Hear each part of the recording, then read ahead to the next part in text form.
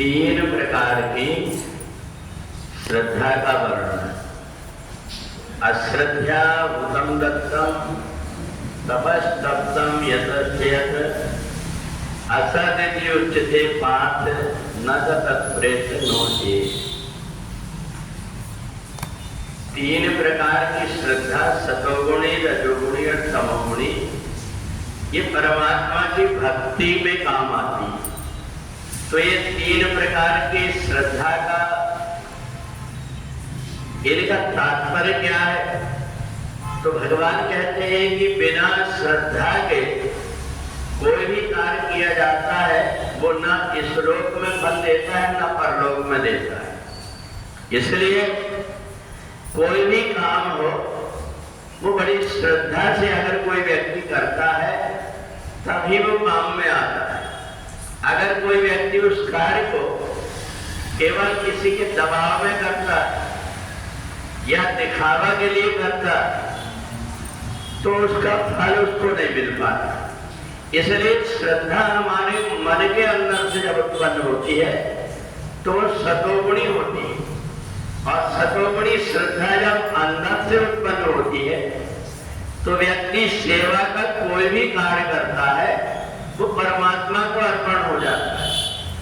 परंतु बिना श्रद्धा के अगर कोई काम करता है तो इस लोक में भी और परलोक में भी काम नहीं आता। इसलिए प्रत्येक कार्य व्यक्ति को श्रद्धा के अनुसार करना चाहिए।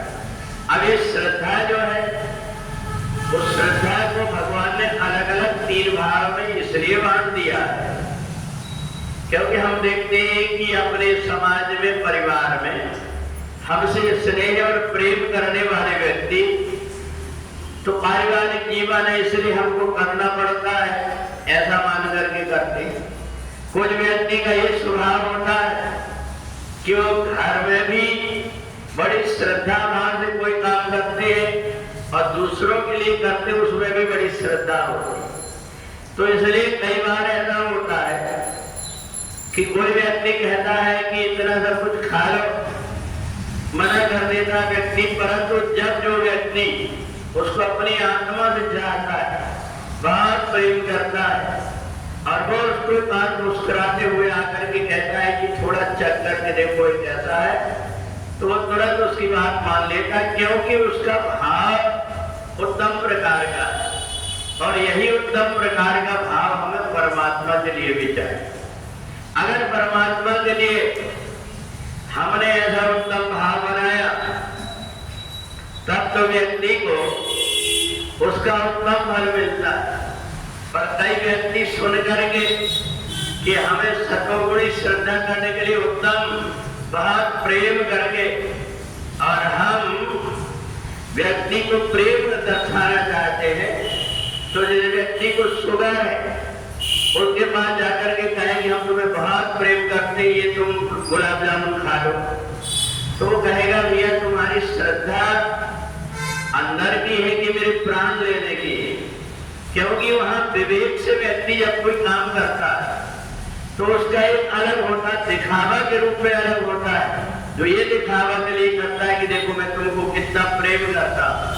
तो इसलिए भगवान ने कहा कि जो श्रद्धा होती है ये मन के भाव के अनुरूप होती है और दूसरा होता है सामने वाले के ऊपर उसका अच्छा प्रभाव पड़ेगा कि बुरा प्रभाव पड़ेगा। अगर किसी का जन्मदिन है, एक व्यक्ति उसको एक बेड़ा खिलाएगा और 50 लोग हैं वो सब कहेंगे हम कोई कम प्रेम करते हम भी खिलाएंगे, तो उस व्यक्ति के जन्मदिन में ही उसका मरण दिन हो जाएगा।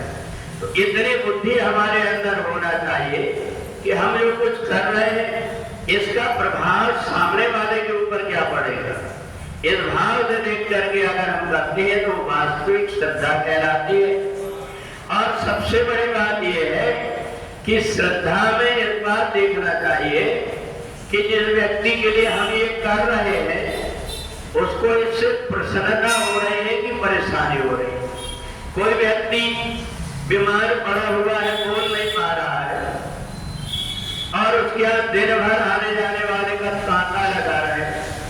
हर कोई व्यक्ति वो सोया रहे उससे जगा करके पूछे क्या हो गया तुमको, चेहरा तो ऐसा दिख रहा है कि अब तुम बचने वाले नहीं। माने गया है वो व्यक्ति के पास देखने के लिए, पर बातें ऐसी कर रहा है जो उसको चुभ रही है। तो इसलिए हमें श्रद्धा में इस बात का ध्यान रखना पड़ता है। मैंने तो गुरु जी की पूजन करने के लिए गए, अगरबत्ती घुमा रहे हैं और गुरु जी के कपड़े सब जला दिए।